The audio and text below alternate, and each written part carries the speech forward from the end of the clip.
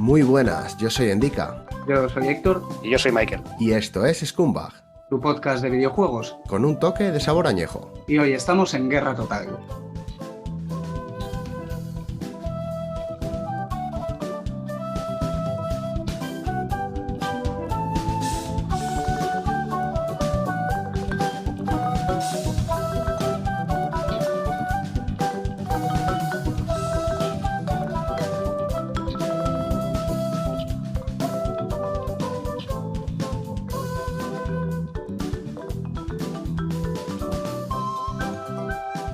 A lo largo de nuestros episodios hemos hablado de muchos géneros, pero nos hemos dado cuenta de que hay uno que nos habíamos dejado en el tintero. Un género que nos gusta mucho y al que las horas que le hemos metido se cuentan por millares. Y nosotros que los juegos de estrategia. Así que nos ha parecido una idea estupenda grabar un episodio en que hablemos de uno de los últimos videojuegos de estrategia en tiempo real que han sido lanzados al mercado. Y que no es solo el último, sino que también es un exponente muy potente de lo que el género tiene para ofrecer. Y es Total War Warhammer 3. Y como en este tema Héctor está muy puesto, pero yo no tanto, nos hemos traído como refuerzo a nuestro amigo Mike. Gracias por estar con nosotros.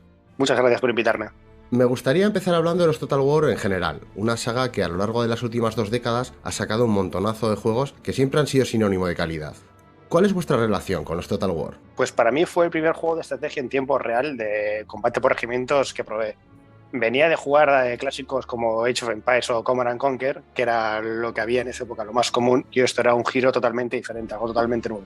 Yo venía también del Age of Empires, pero sobre todo de los juegos de Blizzard, más concretamente Warcraft y Starcraft, a los que le metió una pila de horas bastante seria. Hablamos de la época de los cibers, los primeros piques entre amigos. El primer Total War que probé fue el Rome, seguramente porque fue el bombazo de la época, y luego el que ya me enganchó un poco más fue el Medieval, que creo que además me lo recomendó Héctor, y me eché con él unos piques. Me parecía muy diferente, más estratégico, menos jugar a las casitas como estábamos acostumbrados hasta entonces, pero también había que crear un montón, y es que en eso yo soy súper malo. Así que son juegos a los que yo les reconozco su valor como juego de estrategia, pero que se escapan ligeramente a mi pericia.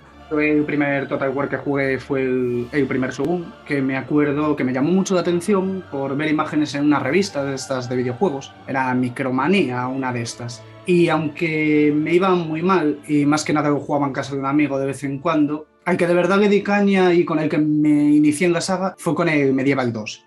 Y un poco en vuestra línea, había jugado los típicos juegos de estrategia de la época, el Age of Empires, Starcraft, Warcraft, todos estos, y esta saga cambiaba mucho ese concepto, y a mí me enamoró desde el principio. Yo el primero que jugué fue también el Rome y me dejó un poco fuera de juego porque lo ponían muy bien, muy recomendado en la mayoría de revistas, como ha dicho Héctor, pero cuando yo lo probé era tan diferente a lo que estaba acostumbrado que no me dejó muy desconcertado, no terminó de encajarme. Y luego ya más adelante, cuando sí que salió el Shogun y el Medieval, sí que empecé a comprender mejor cómo funcionaba y entonces sí que me interesó bastante más. Pues mira, precisamente el Shogun 2 es de los que más me llamó a mí la atención por temática, ¿no? Porque tuve mi momento de estar muy a tope con todo lo que tuviera que ver con el Japón feudal, o bueno, lo que vemos del Japón feudal a través del anime y tal, y sobre todo el tema samuráis me llamaba mogollón. Yo en cambio no soy demasiado fan, sí que lo probé, pero no soy demasiado fan de la cultura asiática en este contexto, en los Total War. Pero en cambio el Medieval, que se centraba en la época medieval y en Europa, sí que me resultó muchísimo más interesante. Yo con Shogun 2 tengo el problema que me pasa con el Three Kingdoms, y concretamente este último me llamaba mucho porque la cultura asiática, sobre todo la China, me encanta.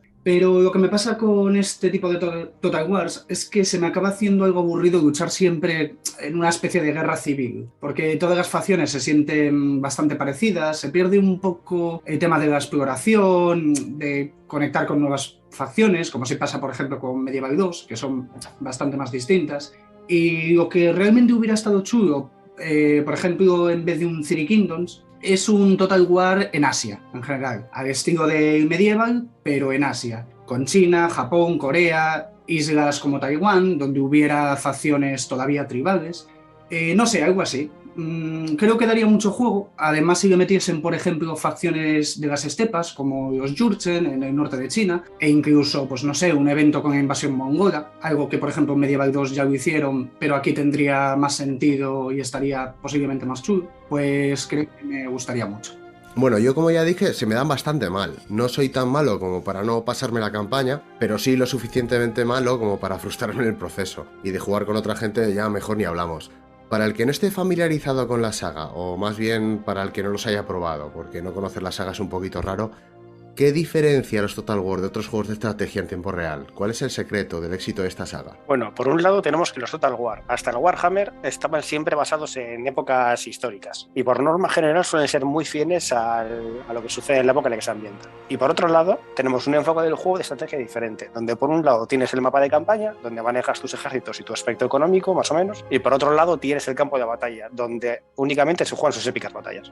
Así, en términos generales, tenemos los Shogun, que se centran en el Japón feudal, los Roun, que se centran en la República Romana, el medieval, el Empire, que es más actual, en el siglo XVIII, el Napoleón, que se centra en las guerras napoleónicas y que yo siempre pensé que era una expansión del Empire, el Attila, el Thrones of Britannia, que se centra en las invasiones vikingas a las Islas Británicas, y Three Kingdoms, que nos traslada a China. Para todo aquel que le haga anti-lean, los juegos de trasfondo histórico, la verdad es que los chicos de Creative Assembly les han dado una variedad bastante buena. Además, cuidando temas como las diferentes unidades y las diferencias culturales entre ejércitos, y cuando no, la propia comunidad de jugadores ha estado rápida en subsanar errores a través de mods. Yo los he probado prácticamente todos, pero para mi gusto los mejores han sido tanto el Rome 1 y 2, que estaban emplazados en el auge del Imperio Romano y su época dorada. Y luego la Attila, que es lo contrario. Son las migraciones bárbaras y el auge de los hunos, huyendo del este y provocando la caída del Imperio Romano de Occidente. Y hasta la salida de los Warhammers fueron de los más populares de la saga. Yo he jugado también a casi todos y mi preferido junto a los Warhammer ha sido Medieval 2. Le eché muchísimas horas en su día.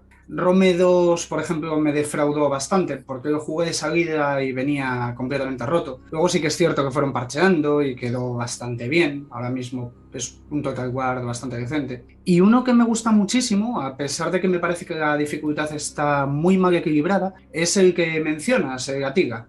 No sé si tú, Endika, lo jugaste, pero me pareció, por un lado, uno de los Total War más valientes originales por el periodo histórico, la época de la caída del Imperio Romano, la invasión mola un montón y no abunda mucho en videojuegos, ni tampoco en cine. Y por el otro lado, es de los mejores para mí en cuanto a mecánicas jugables, los árboles genealógicos de los personajes, los asedios, las batallas navales. O sea, es un Total War que salió con bastantes errores, pero en sí a mí me parece un Total War muy completo.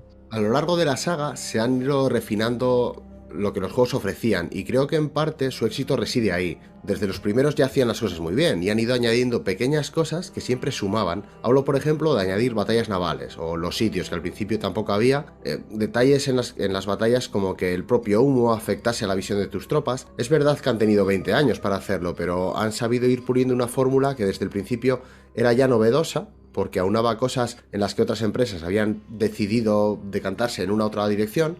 Pero luego, pues eso, tenías juegos basados en estrategia de recursos a nivel de naciones, como pudiera ser un Civilization, estrategia de campo de batalla, como pudiera ser un Warcraft, pero ninguno que aunara ambas cosas, y además te ofrecía controlar tan detalladamente batallones como lo hiciese esto, Total War.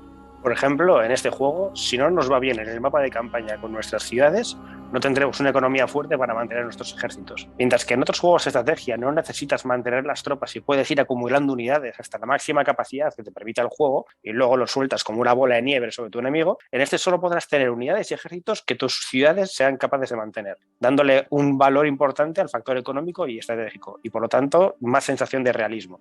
Y añadiendo más mecánicas reales, para mí fue el primer juego donde se introdujo la moral en batalla, que no había visto nunca antes, y que significa que cuando las tropas en combate están superadas totalmente o acaban demasiado dañadas, perderán la voluntad de combatir y huirán del campo de batalla sin que el jugador pueda hacer nada por ello, pues no podrás evitarlo.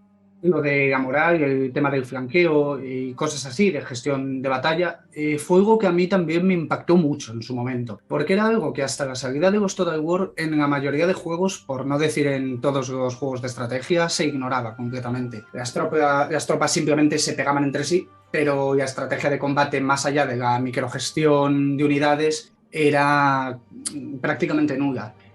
Por cierto, concretamente de Warhammer, no sé si a vosotros os pasó algo así con esta saga, pero yo desde que vi el primer Shogun pensé que un Total War de Warhammer lo petaría muchísimo. De hecho, durante bastante tiempo un Warhammer Total War fue mi Total War soñado. Aunque he de decir que a partir de, no sé, Shogun 2 o Rome 2, alguno de estos relativamente modernos, yo ya había perdido la esperanza sobre que algo así sucediese. Y bueno, para mí y posiblemente para Games Workshop Warhammer Fantasy estaba muerto. Y yo cuando vi el anuncio de Total War Warhammer me quedé flipando.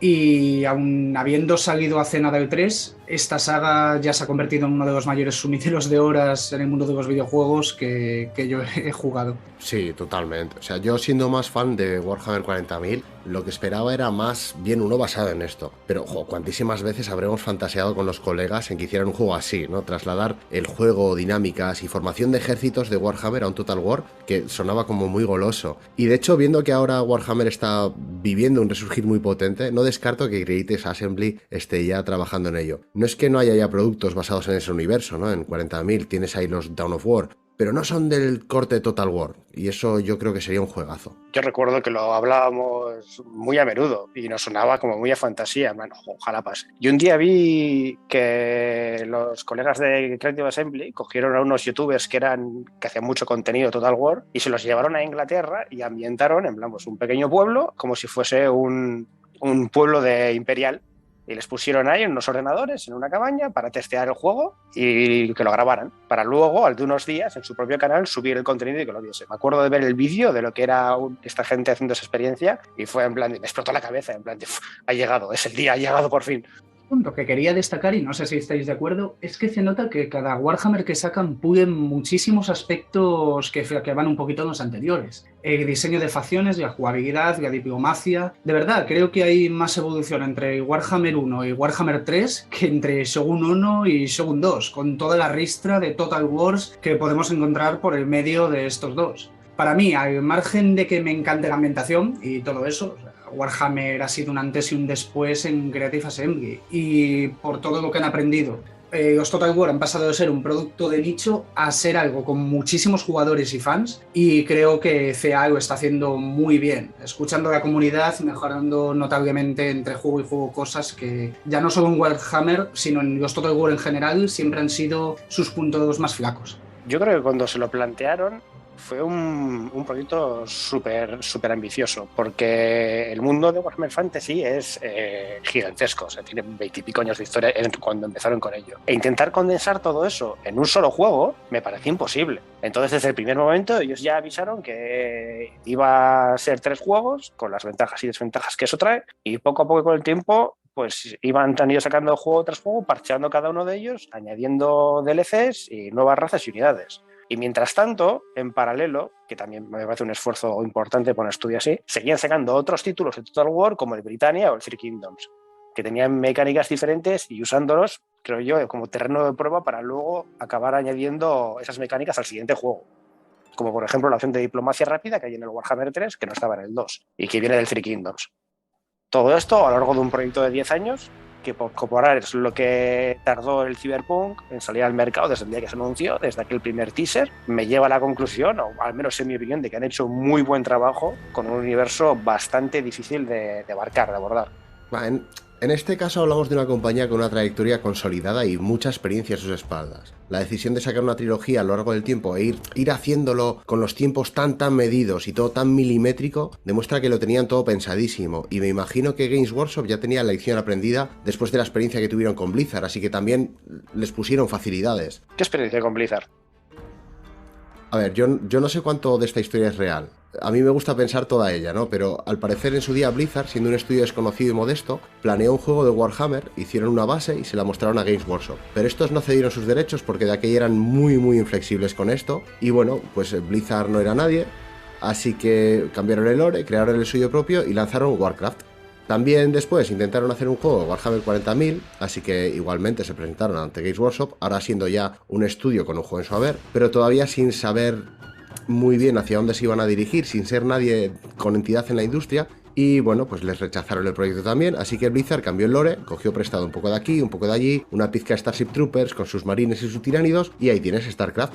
Me gusta pensar que aún a día de hoy hay alguien en Games Workshop que se lamenta de no haber participado en dos pilares del videojuego de estrategia como son Warcraft y StarCraft, de no haber puesto su granito de arena en lo que podría haber sido un World of Warhammer. Vete a saber. Bueno, yo creo que eso es un poco más leyenda que historia, pero sí que es cierto que es fácil ver una serie de similitudes bastante grandes. También es cierto que por aquella época Games Workshop tenía una política muy cerrada con sus respecto a sus propiedades intelectuales y no cedía a nadie permisos para prácticamente nada, más allá de los juegos de mesa que él manejaba, ni para videojuegos, ni para series, ni para nada. Lo que fue expandiendo el universo más allá al principio fue una serie de novelas que empezaron a sacar tanto el universo de fantasy como de 40.000 y que todavía hoy siguen sacando y siguen aumentando. Las novelas que explican la herejía de Horus en 40.000 están muy chulas, la verdad. Luego hay tropocientas mil más, ¿no? Pero esas tres del comienzo, las que cuentan la caída de los lobos lunares y el propio Horus, están muy guapas para entender de dónde vienen los marines del caos y qué pasó con ellos. La verdad es que Warhammer, tanto Fantasy como 40.000, tienen un lore muy rico, mucha historia y mucha chicha de la que sacar juegos. ¿Creéis que estamos ahora ante una nueva época dorada para Games Workshop? Hace no mucho estaban súper de capa caída, pero ahora parece que la gente está dando muy fuerte al hobby. Sí que es cierto que hace unos años, cuando empezaron a sacar las miniaturas Finecast y demás, estuvieron un poco apretados porque se les juntó que salieron otro montón de wargames, como Infinity o Warhounds, y empezaron a flaquear en diferentes frentes. Pero reaccionaron a tiempo y salvaron los muebles. Y desde entonces se abrieron a ideas nuevas y empezaron a surgir pues, videojuegos, novelas, cambiaron la línea de sus miniaturas de producción y de todo un poco. Es cuando empezamos ya a ver, por ejemplo, los Danowar, por poner un ejemplo, empezaron a desfilar uno tras otro. La calidad de sus miniaturas mejoró muchísimo hasta el punto que están ahora, que hacen unas miniaturas impresionantes. E incluso cuando empezamos a ver animaciones hechas por fans en YouTube y en otros medios y vieron ese nicho sin explotar. Y empezaron un poco a poco a abrir la mano, teniendo como tienen ahora el Warhammer Plus, que es como un semanal, un servicio donde sacan pequeñas animaciones y noticias. Yo a día de hoy ya no juego, o sea, ya solo pinto minis, que es la parte del hobby que puedo hacer a mi ritmo y cuando tengo tiempo, pero sí que me dio la sensación de que hubo un momento en que estaban sacando cosas sin orden ni concierto, un poco a la desesperada. A día de hoy es un gustazo pintarlas y están sacando algunas que son ya pues como un diorama directamente. También me da la sensación de que la gente está ahora más abierta a jugar e incluso me parece que he oído algo de que Fantasy ya no está tan muerto como se creía. ¿Creéis que tiene que ver con los videojuegos esto? Pues a ver, Games Workshop anunció hace no mucho de Old World, que básicamente es una especie de remasterización de Warhammer Fantasy, pero con la calidad de miniaturas de hoy en día. Ellos dicen que no ha sido por los Total War, pero dada la colaboración con Creative Assembly, y, por ejemplo, el modelo de miniaturas oficiales de Katai se presentó junto a la salida de Warhammer 3. El propio Warhammer 3 lo presentó. Y teniendo en cuenta la repercusión que han tenido los juegos de CA, desde mucha gente que no conocía Warhammer y se ha interesado por el juego de mesa gracias a los videojuegos, a muchísima otra gente que ha vuelto a comprar miniaturas y retomar el hobby gracias a los videojuegos. A mí la afirmación de Games Workshop, sinceramente, me cuesta muchísimo creerla. O sea, para mí CA ha hecho más por Fantasy que Games Workshop en la última década. Para mí, simple y llanamente, lo ha resucitado. Sí, a mí también me parece difícil creer que Games Workshop se desmarque de algo que le ha salido tan rentable y que ha sido para ellos una campaña de publicidad tan brutal. Y por eso espero que mi sueño de un Total War con Warhammer 40.000 se lleve a cabo. Creo que tienen el lore, los elementos para ser un juegazo. Bueno, o serie de juegos, que como han hecho con estos últimos. Decías antes, Mike, que te acordabas del anuncio de lanzamiento del juego, pero ¿cómo era aquel primer Warhammer Total War? ¿Qué tuvo, aparte del factor fan, para tener el éxito que tuvo? Pues lo primero, la verdad, una comunidad muy ansiosa. Por ejemplo, lo hicieron muy bien en el evento del que he hablado, porque cogieron a youtubers y fans más acérrimos de la saga Total War, que hacían mucho contenido de casi todos los juegos constantemente. Y les invitaron a pasar el fin de semana a Inglaterra, se los llevaron allí, y los llevaron a una aldea que habían ambientado, la reservaron, la ambientaron como una aldea imperial y les pusieron a friquear en algo que evidentemente les encanta. Entonces, con esto consiguieron que cuando esta gente pudo hablar de ello, unos días más tarde, solo tuvieron palabras de elogio y combustible para ese motor de hype que somos pues nosotros. Así que en mi opinión, de cara a ese marketing lo hicieron muy bien. Y por otro lado, reforzaron algo que ya era típico de los Total War, que es la epicidad. O sea, a todo el mundo le gustan esas batallas heroicas, donde unos pocos hacen una defensa heroica ante un enemigo ampliamente superior, o batallas gigantescas donde apenas puedes controlar el número de personas que tienes. Pero una cosa es hacerlo con romanos o con ingleses o con tropas napoleónicas, y otra muy diferente es ver una horda gigante de orcos correr hacia tus muros mientras con unas catapultas te lanzan goblins, capitanes que van volando con alas pegadas y se estrellan contra los muros. En ese sentido, La verdad es que parece la mezcla perfecta entre estrategia de calidad y un contexto fantástico lleno de personajes y trama de calidad también. Así que a priori no solo ya desde una perspectiva fan, tenía que resultar atractivo para todos aquellos acostumbrados a los juegos de estrategia de corte menos histórico y más fantástico. También añadir a lo que dijo Mike, otra cosa que creo que también fue parte de la clave del éxito, y es el cuidado que tuvo Creative Assembly al diseñar cada una de las facciones del juego. No solo por la obvia diferencia estética, sino que hay muchísima diferencia entre ellas, tanto en batalla como en campaña. En otros Total War las diferencias entre facciones eran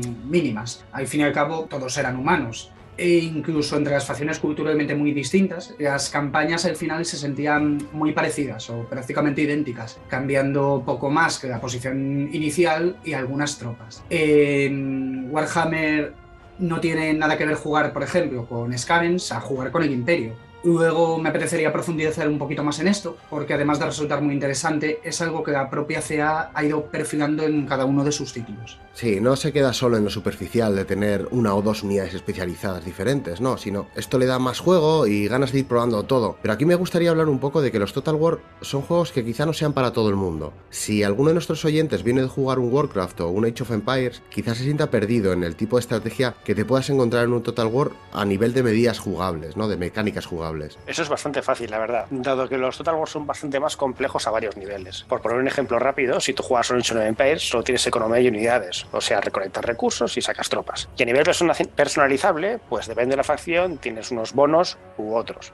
Pero en el caso de Total War no solo eres parte de un país o un imperio, sino que dentro de ese imperio hay unas facciones con diferentes intereses. Y luego encima, además, cada general es personalizable con diferentes talentos y objetos que afectan directamente a las tropas a su mando, los stats y sus capacidades. Pudiendo, por ejemplo, tener un ejército con bonos a la infantería, más resistencia, más ataque, y otro muy diferente, otro ejército aparte, con diferentes bonos a la caballería, ya sea velocidad o carga. En batalla en sí también es importante destacar el hecho de que normalmente en los videojuegos de estrategia clásicos hablamos siempre de unidades. Si hablamos de StarCraft, por ejemplo, pues te creas 10 fanáticos, 5 dragones y 2 transportadores. En los Total War hablamos siempre de regimientos. Cada unidad está representada por un número de modelos, por ejemplo, un regimiento de 100 piqueros. Y un ejército puede llegar a tener hasta un máximo de 20 regimientos. Esto ya cambia completamente la estrategia y da pie a un enfoque de batalla más realista, donde el posicionamiento es tan importante o más incluso que la microgestión. Dicho esto, otro punto a tener en cuenta es el hecho de que en los Total War hay una clara diferencia entre el mapa de campaña planteado por turnos y al estilo de juegos como Civilization y el de batalla, donde los Total War a día de hoy no tienen rival alguno. La combinación de ambos hace un estilo de juego bastante único y bueno, uno de estos juegos en los que te puedes tirar toda la tarde sin siquiera darte cuenta. Otro factor que también es bastante característico y que muy pocos juegos de estrategia llegan a compartir es la parte de la diplomacia que tiene, donde, excepto algunos casos concretos, dependiendo de la partida, la diplomacia es totalmente libre, con casi todas las facciones pudiendo hacer desde pactos de no agresión o acuerdos comerciales hasta alianzas militares y confederaciones. El mejor exponente de esto para mí son los Civilization, porque van exclusivamente de eso y ahí yo creo que no tiene ningún rival. Es cierto, es muy parecido. Pero aunque existe este parecido, como el Civilization o algún juego más, este es de nuevo donde combinamos eso y otras tantas mecánicas combinadas, tanto económicas como de batalla, haciéndolo uno de los juegos de estrategia más completos que hay. A mí que sí que me gusta bastante la parte de la diplomacia, sí que me gustaría comentar que la diplomacia es un tema que los Total War, aun a pesar de las mejoras vistas a raíz de Troya o Three Kingdoms, creo que aún tiene un amplio camino por mejorar. Siempre ha funcionado bien y, como dices, es más compleja que la de la mayoría de RT clásicos, pero queda completamente ensombrecida si la comparamos con la de un Civilization, un Europa Universalis, un Stellaris, un Crusader Kings. Funciona muy bien, sobre todo teniendo en cuenta que es parte de todo un conjunto, pero aún tiene un amplio rango de mejora. Decir que con Warhammer 3 ya ha mejorado muchísimo si la comparamos con la de Warhammer 1 y 2. Joder, pues yo no sé si un juego debería abarcar tanto, ¿eh? O sea, me parece que la historia ya ha demostrado que cuando quieres hacer de todo, y lo quieres hacer todo tan bien, al final te queda a medias. Querer tener un juego con la complejidad táctica de un Total War, la estrategia de recursos de un Civilization, la diplomacia y gestión de dinastías de un Crusader Kings, una trama elaborada, una narrativa pulida, todo eso suena muy bien, pero dudo que se pueda hacer bien. Es cierto que el que mucho abarca poco aprieta y un juego que nos promete que tiene todo nos hace dudar, lógicamente. Y encima no todo se puede traducir bien al universo fantasy. Lo que hicieron con esto fue coger esas mecánicas que utilizaban en otros juegos y en algunos aspectos simplificarlas para mantener el espíritu, pero sin llegar a quitarlas. Por ejemplo, en el Rome, en el Notila, en algunos de estos, si jugamos con el Imperio Romano, podemos jugar con la Casa Julia y seremos encargados de su dinastía, concentrando matrimonios, asignando puestos políticos, muy parecido a, como ha dicho Héctor, el Crusader Kings o, por ejemplo, Universalis, Europa Universalis. En el Total Warhammer manejaremos a nuestros generales y en algunos casos otros personajes, pero de una manera más superficial, adaptando así esta mecánica, crear personalidad, pero sin eliminarla completamente. Sí, sí que estoy de acuerdo con lo que decís.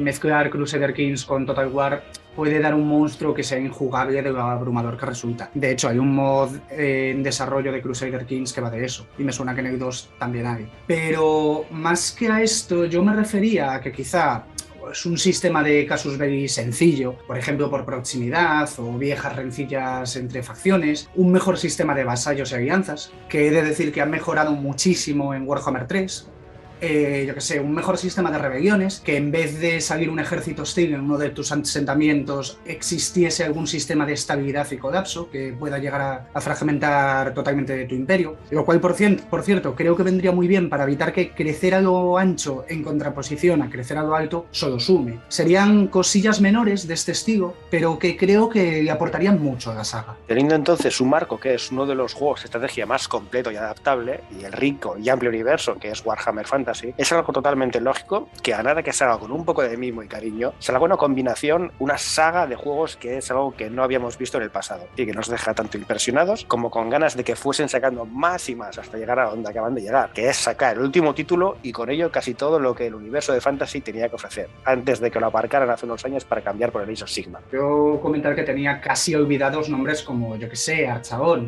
y a raíz de esta saga estoy esperando a que salga The Old War para comprarme miniaturas. El primer título me lo pensé bastante a la hora de comprarlo, por las políticas de DLCs de Creative Assembly. Y a ver, ahora sinceramente ya compro todos los DLCs casi como quien dice sin mirar. Uno que sale, uno que me compro. ¿Cómo ha sido la política de DLCs en estos juegos, por cierto? Veo que han estado cuidándose de meter un montonazo de contenido desde el lanzamiento del primero hasta ahora mismo, pero ¿a qué precio? Los DLCs ha sido un poco en la línea de Creative Assembly de siempre. Poquitas facciones de inicio y DLCs para cada nueva facción que integran. En el Warhammer 1 sí que se les fue de la mano un poco, sacando DLCs que sinceramente no valían su precio, como es el del Caos, que consistía en una facción mal diseñada y 3 generales nuevos en ella, a 8 euros creo que fueron. Luego estaban los hombres bestia y los elfos silvanos, que también vinieron como DLC, y si bien estos sí que tenían su propia campaña, el diseño de campaña tampoco fue demasiado bueno para el precio. De hecho, lo rediseñaron a ambos, siendo muy divertidos y fieles al lore actualmente.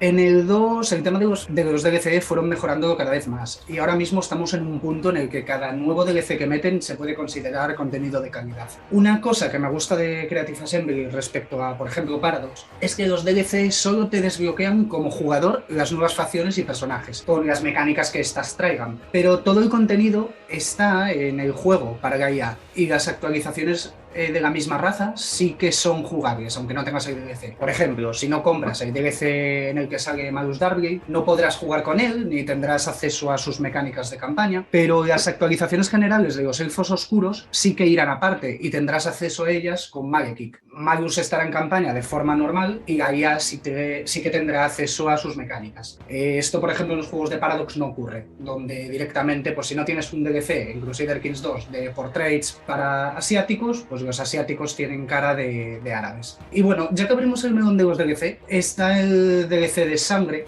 el cual en Warhammer 3, donde multitud de mapas son cráneos gigantes que supuran sangre por las cuencas o piscinas de sangre gigantescas, pues es hasta cómico que exista. Y más con la excusa que dicen que es por el tema del PEGI. Al menos solo hace falta comprar uno de estos para desbloquearlo en toda la saga de Warhammer, porque si no ya sería reírse en tu cara, si no lo es ya. Bueno, yo es que en estas cosas soy poco partidario en general. Y bueno, al compararlo con Paradox, como estabas haciendo, estás poniendo el listón por los suelos porque es que eso sí que se pasan 1000 pueblos. Pero en estos juegos yo creo que si te meten una facción y eso hace que le puedas meter 50, incluso 100 horas más, es dinero bien invertido, ¿no? DLCs de mierda estéticas no, pero todo lo que sea contenido de calidad, bienvenido sea. Y bueno, podríamos decir que cuando Creative Assembly empezó con el proyecto Total War de Warhammer, no pretendía innovar mucho con sus mecánicas, sino ir cogiendo lo mejor de sus demás títulos. Y según fuesen avanzando y puliendo estos, irían añadiendo contenido. Por ejemplo, en mi opinión, la prioridad del primer juego fue hacer los campos de batalla, ciudades y facciones lo suficientemente diferentes para que tuviesen su propia personalidad y mecánicas, y con ello hacer el juego lo bastante interesante y que no se hiciese pesado muy pronto. Por poner un ejemplo, se esforzaron mucho en que una ciudad humana fuese muy diferente de una ciudad enana o de una ciudad de vampiros, y que cada ejército sea fuerte o débil acorde a su papel y a su lore dentro del universo fantasy. Un ejército humano casi siempre será más numeroso que un enano, y un ejército de enanos casi siempre tendrá mejores unidades de disparo que uno de orcos, lógicamente. De hecho, en el propio diseño de facciones se nota mucho respecto al 2 que el primero no estaba completamente definido, y Creative Assembly fue puliendo la técnica. Si recordáis, en el primero muchos generales legendarios venían dentro de una sola facción, algo que sigue pasando con aquellas que no han recibido un rediseño, como los vampiros, el Imperio, bueno, el Imperio sí que recibió, pero a medias, o el Caos. Ahora cada señor legendario tiene su propia facción y posición inicial, y sus propias mecánicas. Incluso hubo por ahí un parche en el que renombraron todas las facciones del 1, porque mientras en el primer juego las principales se llamaban pues el Imperio, Condes Vampiro, Pieles Verdes, Enanos, en el segundo se nombraban según la zona, o los nombres de tribu, horda, etc., dependiendo de si son razas de horda. Ahora, por ejemplo, podemos ver que el Imperio se llama Reigland o los Condes Vampiro Silvania. Y hablando de generales y personajes en este Total War, me parece una mecánica interesante que no hay en otros, y es esa del héroe en batalla, ¿no? El CG con habilidades especiales y poderes que reparten estopa en todos los campos de batalla que en otros Total War más realistas no tenían cabida, y aquí le dan un toque muy guapo. Después de cumplir ese objetivo y tenerlo más o menos pulido, el de la personalidad y las razas, se embarcaron en la segunda entrega, donde reforzaron cosas que, aunque ya existían en la primera entrega, no eran tan extensas como deberían ser. Por ejemplo, dieron mucho más importancia a la magia, que ya existían en uno, pero era un poco como de tapadillo, sacando con el juego facciones mucho más enfocadas a ella, como los altos elfos o los hombres lagarto, y poniendo una pequeña campaña, una campaña secundaria, una campaña narrativa que gira alrededor de las mecánicas y las facciones nuevas, y dándole un golpe de aire fresco al juego. Al poco de sacar esta entrega, y cuando ya tienen bien pulidas estas mecánicas nuevas, sacaron la campaña principal, la del 1, que es la de Imperios Mortales, como en la primera entrega, donde podíamos elegir todas las facciones, viejas y las nuevas, con mapas, con el mapa extendido, con más personajes y más contenido en general. Otro sistema que también se definió en la segunda entrega fue el sistema de climas. En el primer juego, muchas facciones no podían coger asentamientos de facciones muy opuestas por zona. Por ejemplo, el Imperio no podía coger asentamientos enanos, solo arrasarlos o saquearlos. Esto recuerdo que era una auténtica pesadilla para facciones que necesitaban ir tomando asentamientos y fomentando la corrupción para no sufrir desgaste, como los vampiros. En el segundo se creó el sistema de climas, donde hay clima agradable, desagradable e inhabitable, dando penalizaciones cada vez mayores cuanto más aleje el clima del asentamiento del preferido por tu facción. Esto cambió completamente la campaña, haciendo que las facciones atrincheradas en montañas, o Norska, por ejemplo, lo tuviesen algo más difícil. Si bien es cierto que ha ido perfilándose, porque hubo bastantes momentos en los que en el Warhammer 2 veías toda Norska conquistada por Bretonia, fue una mejora importantísima dentro del juego, sobre todo con el añadido vía parche que hicieron para que, aparte de capturar asentamientos, pudieses abandonarlos, dejándote colonizar asentamientos solamente un turno o un par de turnos para reponerte un poco y seguir avanzando mientras los abandonabas tras de ti. Y a nivel historia, ¿qué me contáis? Otros Total War tienen el aliciente de haber estado basados en hechos históricos y momentos históricos reales, y te permiten incluso recrear batallas históricas, así que la trama está centrada en ser, pues eso, correcta históricamente y ponerte en la piel de bandos y facciones involucrados. Pero ¿cómo le ha sentado a Total War el salto a la fantasía? ¿Os ha gustado la historia que se cuenta? ¿Cómo se va desarrollando a lo largo de estos 3 juegos? En realidad, quitando las campañas secundarias, normalmente la campaña principal no tiene una línea a seguir, sino que nos ponen en un marco determinado, depende de la facción que cojamos, y de ahí en adelante es totalmente decisión nuestra qué rumbo seguir. En el caso del primer juego, la única campaña que había era esta, la campaña Total War, que básicamente es elige esta facción, que en este momento había poquitas, y era conquistarlo todo. Con respecto a la opción que había en los otros juegos de las batallas históricas, en los anteriores Total War, han aprovechado y han hecho las batallas más icónicas de los héroes más importantes de cada facción, algo que podemos disfrutar directamente sin necesidad de jugar la campaña. Y dentro de la propia campaña es como una especie, digamos, de misión secundaria que podemos seguir, y cuando la cumplimos, si nos os recompensa con el objeto o ventaja que va unido al trasfondo de esa batalla. Vaya, yo empecé por el prólogo del 3 y tenía la esperanza de que luego tuviese una historia medianamente guiada, aunque solo fuera a dar un poco de trasfondo a las motivaciones de cada bando o algo así. Así que solo es el prólogo. El prólogo es el tutorial que han metido en la tercera entrega. En el segundo no había prólogo, ni en el segundo ni en el primero, solo había una batalla de entrenamiento. Te enseñaban los controles básicos y poco más. En este han añadido el prólogo, que para mí ha sido un acierto y prácticamente es una pequeña campaña en todo derecho. Bueno, yo diría, si acaso, que es un poco básico, ¿no? Entiendo que tiene que ser asequible para todo el mundo, pero te explican muy detalladamente y de manera muy masticada cosas muy básicas. Bueno, a ver, en Warhammer 3 sí que hay historia y de hecho continuará el prólogo. En Warhammer 2, la campaña principal secundaria, la que sería el Ojo del Vórtice, también tiene su historia completamente guiada. En Warhammer 1 e Imperios Mortales, el 2, sí que fueron más sandbox, aunque el primero se supone, y Imperios Mortales se supone un poquito que también, que todo giraba en torno a la llegada de Archaon y el fin de los tiempos, y de hecho hay un evento cuando sale Archaon para invadir el sur y tal, con su cinemática y sus cosillas. A mí, ya que comentáis esto, me interesa saber si Imperios Mortales en Warhammer 3 tendrá alguna trama, o sin embargo será conquistarlo todo como fue en el 2, que era conquistar un número determinado de asentamientos. Yo, sin entrar a spoilers, creo que va a ir en la línea o incluso continuar de alguna forma el final de la campaña del Warhammer 3. Bueno, como hemos ido comentando, la saga Total War se caracteriza por haber ido dando con la tecla en cada entrega, e ir puliendo cosas poco a poco a medida que saca nuevos juegos. Pero centrándonos ya en la tercera entrega de Warhammer, ¿qué cosas han ido haciendo bien hasta desembocar en esta última entrega de la trilogía? ¿Qué elementos han metido aquí respecto a los otros dos que ya hemos comentado que os hayan parecido un acierto? Por el lado de la batalla, la mejora para mí más significativa son los asedios y las batallas en asentamientos pequeños. En Total War Warhammer 1 y 2 no hay batallas de asentamiento pequeños si este no tiene muralla. Es solamente una batalla en campo abierto normal y los asedios en asentamientos grandes son aburridísimos. Una muralla enfrente, una puerta o dos donde se concentra una pelota de unidades en melee. Las calles, además, dentro del asentamiento son demasiado estrechas y no se pueden maniobrar por dentro de la ciudad. Y normalmente las batallas de asedio consisten en esperar a que se forme esa pelota que comentaba y tirar tus magias más destructivas ahí en medio. Son aburridas. Yo sinceramente las autorresolvía incluso cuando perdía alguna tropa, por la pereza que me daba jugarlos. En Warhammer 3 esto ha cambiado completamente. En primer lugar, los asentamientos pequeños ya no son batallas en campo abierto, sino que son pueblos con empalizadas, calles, torres, y luego los asedios a ciudades amuralladas son una absoluta maravilla, para mí de los mejores de la saga Total War. Siguiendo este mismo esquema de los asentamientos pequeños, pero lo grande. Calles suficientemente anchas para maniobrar y crear puntos de estrangulamiento, diferentes niveles dentro de la ciudad, diferentes capas de muralla por la ciudad.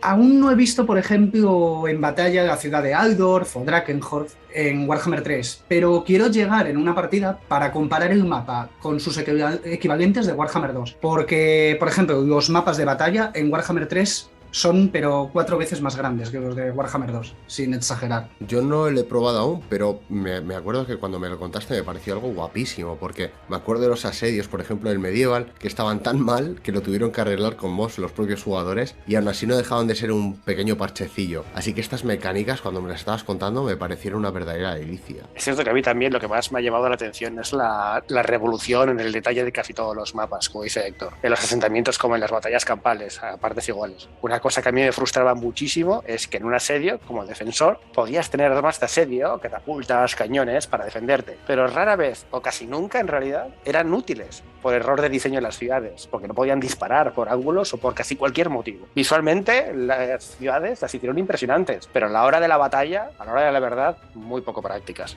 Más que los asentamientos pequeños sean más difíciles de tomar, lo cual también se ve reflejado en el autorresolver, obviamente, provoca dos efectos que para mí son una completa bendición en campaña. Por un lado, ralentiza la conquista del jugador, Ahora es significativamente más difícil acabar con las facciones enemigas, porque ya no es ir a arrasar, arrasar, arrasar, ya que hasta un pueblo pequeño y poco defendido te puede suponer pérdidas en el ejército. Y por otro lado, ralentiza la snowball de la IA. En Warhammer 2 es muy típico ver cómo la IA va pasando como un tren de demolición por facciones más pequeñas, porque, claro, los asentamientos pequeños casi no tienen pérdidas, y la pérdida de estos asentamientos le quita recursos y posibilidad de reclutamiento a la facción enemiga. Ahora, como digo, cada asentamiento cuesta tomarlo, por lo que, al igual que el del jugador, el avance de la IA es más lento y se consigue en general un mejor equilibrio de campaña. También otra mecánica que en mi opinión mejora bastante esta tercera entrega ha sido el botón de diplomacia rápida que tiene el Three Kingdoms, donde dando únicamente a un botón sabemos qué facciones están más o menos dispuestas a llegar a algún tipo de acuerdo contigo. Antes esto no existía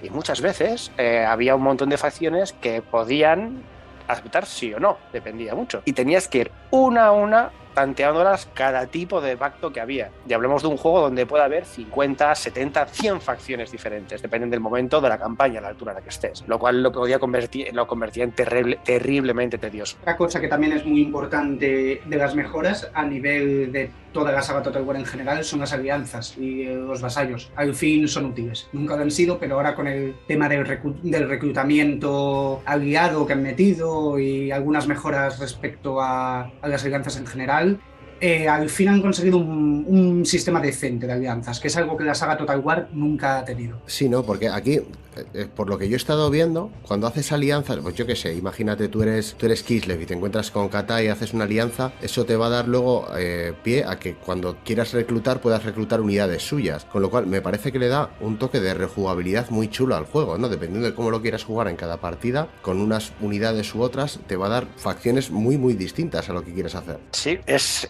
cierto, porque han puesto además una mecánica. Antes tú hacías una alianza militar y podías casi, como quien dice, mandar a tu aliado a la muerte, en plan poner un objetivo militar, y muchas veces él iba con sus ejércitos para allí y podía ser para putearle o para que te ayudase. Y ahora han puesto, como un sistema de misiones, y hay misiones en las que ellos te piden, en plan, mándame un agente a hacer esto, ayúdame con esto, y vas ganando como puntos de reputación con ellos. Entonces, depende de la reputación que tengas, si has sido un buen aliado o no, pues pueden ayudarte más o menos, tal, y luego hacer lo que ha dicho Héctor, que puedes hacer outpost en tus ciudades, depende de la alianza que tengas. Y entonces puedes reclutar unidades de otras facciones en tu ejército que tienen nada que ver. Por ejemplo, el ejército de Kislev con unos fusileros enanos, unas catapultas enanas, por ejemplo. Eso me ha parecido un punto bastante interesante. Le hace rejugable, le da variedad, y siempre muchas veces hemos pensado, yo por lo menos he pensado en plan de, me gustaría unos enanos con una buena caballería, qué pena que no tengan.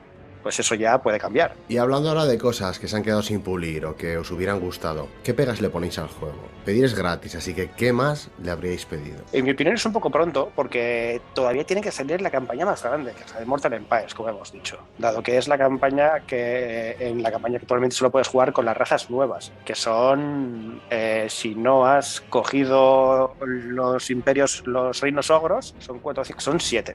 Y el mapa es mucho más reducido y está enfocado en la zona norte de lo que es el mapa global, en la zona norte donde los demonios, y está enfocado en esas facciones nuevas. Cuando añadan esta campaña, la de Mortal Empires, podrás jugar con todas las facciones y el mapa completo, y entonces veremos mejor cómo queda, digamos, el juego final, la última entrega finalmente. Pero bueno, si, como dices, pedir es gratis y hay que pedir pues un poco más de detalle y protagonismo a los enanos, que siempre he sido muy fan, no estaría de más. Pues como dice Mike, aún es muy pronto. Esta campaña es casi el aperitivo para la de Imperios Mortales, que es donde meterán todo el mapa completo y todas las facciones del 1 y el 2, y a eso añadámosle los futuros DLC, rediseño de facciones antiguas y demás. Warhammer 3 cumple muchos aspectos, tanto mayores como menores. Hemos comentado un par de aspectos importantes, pero hay cosillas más pequeñas, como el rediseño del ataque de relámpago, que ahora va por tiempos de entrada de ejércitos, lo que le da una mayor sensación de refuerzos, o el simple hecho de que ahora puedas ver qué ejército de refuerzo sale si señalas con el ratón el icono donde va a salir, algo que antes no se podía. Son cosillas pequeñas, pero que se agradecen mucho en el día a día. Como dice Héctor, se nota mucho que han ido puliendo detalles que hacen que las campañas ya no se hagan tan repetitivas y no siempre sean las mismas batallas o batallas muy parecidas y los asedios un tedio. Desde la abundancia de mapas diferentes y vistosos, su enorme rúster de unidades variadas y hasta las campañas y batallas cooperativas, se nota que han ido escuchando a los fans con el tiempo y cubriendo las necesidades del público, lo cual se agradece en un estudio de videojuegos moderno, la verdad. No todos lo hacen. Y bueno, respecto a la primera pregunta, por pedir, pues yo voy a decir que quiero ya un rework de los Condes Vampiro, que es mi facción preferida y no ha tenido un verdadero rework nunca. Es una facción diseñada en Warhammer 1 y se nota un montón. No tiene ritos como las del 2, no tiene bonificaciones de batalla como las del 3, sufren el viejo diseño de facciones de Warhammer 1, con 5 señores legendarios y solo 2 facciones y media, porque Viaz y Manfred bien se podrían considerar la misma facción, ya que empiezan juntos, y encima con un roster de unidades que, si bien en el 1 dominaba porque eran los que tenían los bichos grandes, ahora quedan bastante ensombrecidos en batalla contra los otros monstruos y no tienen ninguna unidad especialista contra grandes, por lo que lo pasan verdaderamente mal en batalla. Además, en campaña no tienen ninguna mecánica única que les ayude, por ejemplo, con la diplomacia y represente esa infiltración en la sociedad humana.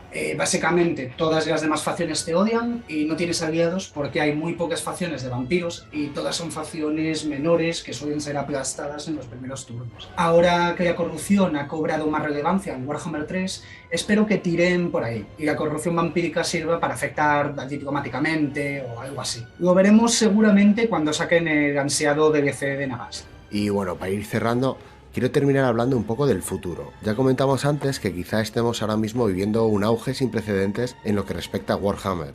A Games Workshop parece que las cosas les están viendo muy bien, y estos Total War seguro que han sido un escaparate buenísimo de cara a relanzarse como marca. Y por supuesto, Creative Assembly también ha puesto la carne al asador y se ha consolidado aún más. Así que os lanzo la pregunta: ¿veremos un Warhammer 40.000 Total War? Pues la verdad es que de Warhammer 40.000 hay otros títulos bastante decentes de otras marcas, como por ejemplo el Battlefield Gothic o el nuevo Battle Sector. No como olvidar algunas antiguas glorias como los Dawn of War, pero la verdad es que yo no me imagino ahora mismo mucho el universo de Warhammer 40.000 en la fórmula Total War. Pues yo voy a decir que sí que lo veo posible. En su momento recuerdo que nos chocó mucho a todos cuando anunciaron Empire Total War, porque se salían de las espadas para pasar a los cañones. Y luego resultó que el siguiente título, Napoleón, ha sido de los Total War más queridos por la comunidad. Yo, he de decir que no conozco tanto Warhammer 40.000 como, por ejemplo, Fantasy. Pero voy a decir que con la confianza que Games Workshop ha cogido en Creative Assembly, como decía antes, han dejado que sean estos los que presenten por primera vez Katai, y eso es mucho. Y sabiendo que a Creative Assembly le gustan los desafíos y salirse a veces de su zona de confort, apuesto a que en un día de estos nos presenten un Total War Warhammer 40.000. Pues yo quiero ser positivo y creo que aunque haya muchas cosas que Creative Assembly tendría que currarse y cambiar para hacer un Warhammer 40.000, y hablo aquí por ejemplo de llevar lo que es Warhammer 40.000 de mesa a un videojuego. Hay muchas mecánicas que van a tener que cambiar, pero creo que podrían hacerlo. Lo que ya no sé es si Games Workshop estaría tan por la labor de dejar en sus manos a las gallinas de los huevos de oro. No, una cosa es darles un producto muerto como era Fantasy y que suene la flauta y poder resucitarlo, y otra ya es dejar que otro se lucre a lo bestia con tu producto estrella. En cualquier caso, creo que es algo que espero llegar a ver porque me parece que sería muy, muy top. Pues con esto llegamos al final. Muchas gracias por escucharnos una semana más. Y no os olvidéis de suscribiros al canal y seguirnos en Twitter para no perderos ninguna novedad. Y recordad que esto no es un Game Over, es solo hasta la semana que viene.